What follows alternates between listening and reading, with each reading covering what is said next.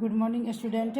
Online tutorial Hindi class lecture 23 में Hindi literature के class में स्टैंडर्ड 8 के बच्चों का स्वागत है।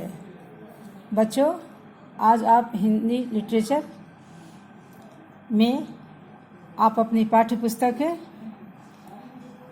के सेकेंड चैप्टर परीक्षा को पढ़ेंगे। इस चैप्टर का नाम है परीक्षा।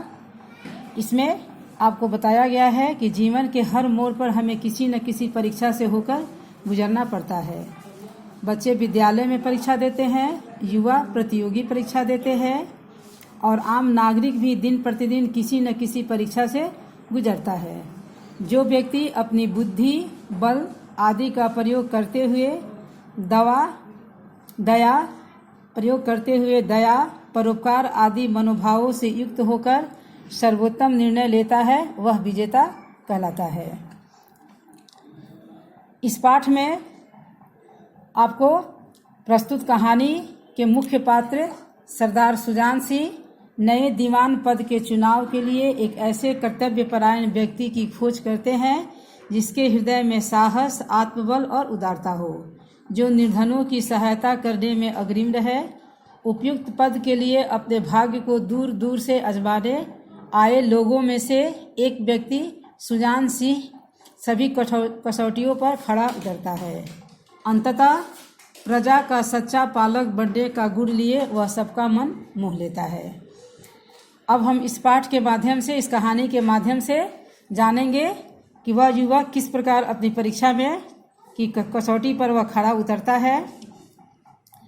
जब रियासत देवगढ़ के दीवान सरदार सुजान सिंह बूढ़े हुए तो उन्हें परमात्मा की याद आई।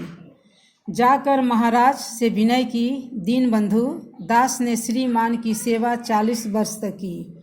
अब मेरी अवस्था भी ढल गई है, राजकाज संभालने की शक्ति नहीं रही। कहीं भूल चूक हो जाए तो बुढ़ापे में दाग लगे, सारी जिंदगी की नेक नामी मिट्टी में मिल जाए।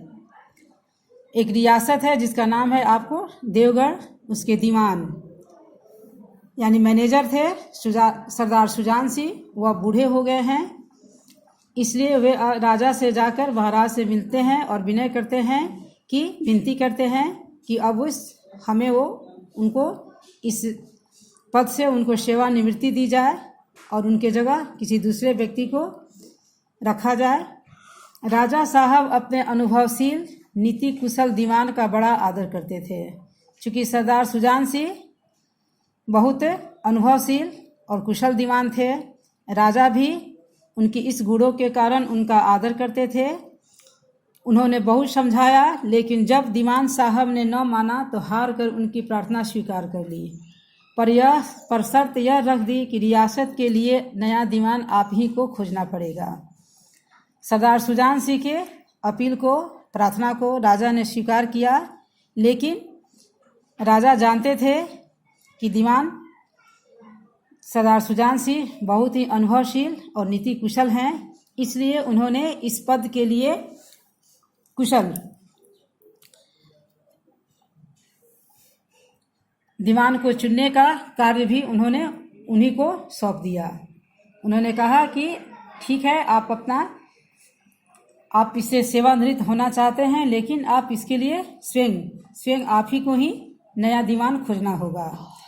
दूसरे दिन देश के प्रसिद्ध पत्रों में यह विज्ञापन निकला कि देवगढ़ के लिए एक सुयोग्य दीवान की जरूरत है। जो सज्जन अपने को इस पद के योग्य समझे वह वर्तमान दीवान सरदार सुजान सिंह की सेवा में उपस्थित हो। यह जरूरी नहीं। अब इस पद के लिए उन्होंने यह आपको क्राइटेरिया रखा, इसका क्या आपको क्वालिफिकेशन होना चाहिए। उसमें यह था कि जरूरी नहीं कि वह ग्रेजुएट हो, मगर हृष्ट पुष्ट होना आवश्यक है। मंदाग्नि के मरीज को यहाँ तक कष्ट उठाने की जरूरत नहीं। 1 महीने तक उम्मीदवारों के रहन सहन, आचार विचार की देखभाल की जाएगी। विद्या का कम परंतु कर्तव्य का अधिक विचार किया जाएगा। जो महाशय इस परीक्षा में खरे उतरेंगे वे इस उच्च पद पर सुशोभित होंगे। सरदार सुजान सिंह ने इस उच्च पद के लिए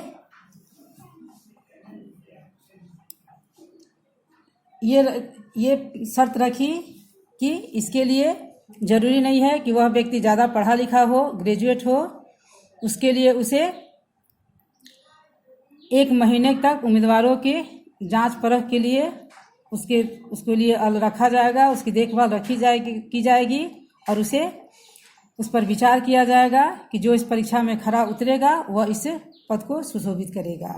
बच्चों आज इस लेक्चर में आप यहीं तक पढ़ेंगे। नेक्स्ट क्लास में हम आगे पढ़ेंगे। आज के लिए धन्यवाद।